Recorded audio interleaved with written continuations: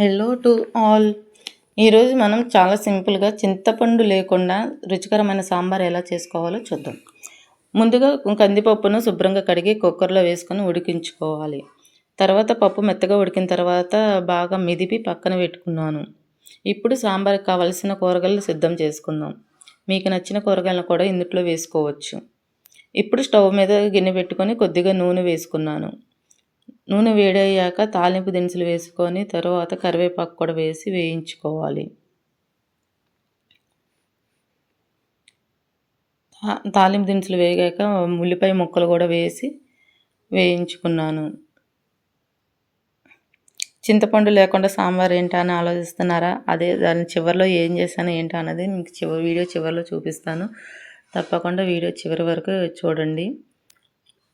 ఉల్లిపాయలు వేగగా 1-2 పచ్చిమిర్చి కూడా వేసి వేయించుకోవాలి.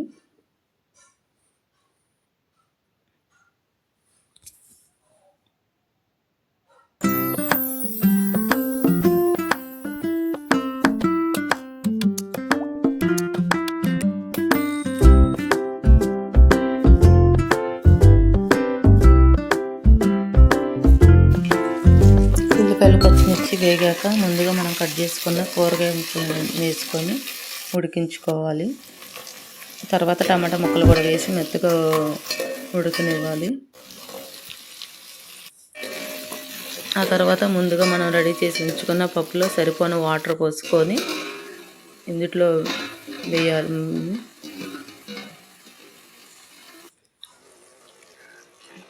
పప్పు అందులో వేసినాక పసుపు, రుచికి సరిపడినంత ఉప్పు, కారం వేసుకొని బాగా కలిపి ఉడకనిచ్చుకోవాలి.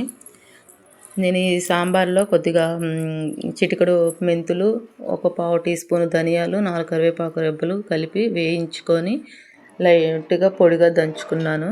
దాన్ని నేను ఈ సాంబార్లో యూజ్ చేస్తున్నాను. మీకు కావాలి అనుకుంటే అలా వేసుకోవచ్చు, లేదు అంటే స్కిప్ చేయొచ్చు. ఆ తర్వాత బాగా కలిపి ఉడకనిచ్చి తర్వాత మళ్ళీ సాంబార్ పౌడర్ కూడా వేసి కొంతసేపు ఉడకనివ్వాలి.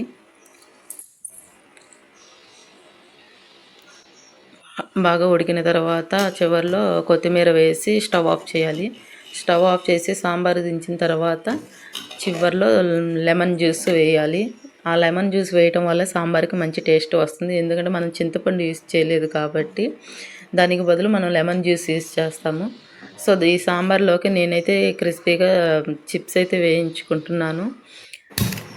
చిప్స్ కూడా వేయించుకున్నాక వేడివేడి అన్నంలో ఈ సాంబారు క్రిస్పీగా చిప్స్ ఉంటే తింటే చాలా బాగుంటుంది. మీరు కూడా ఇంట్లో ఒకసారి ట్రై చేయండి. ఈ రెసిపీ నచ్చితే మీ ఫ్రెండ్స్ అండ్ ఫ్యామిలీకి షేర్ చేయండి.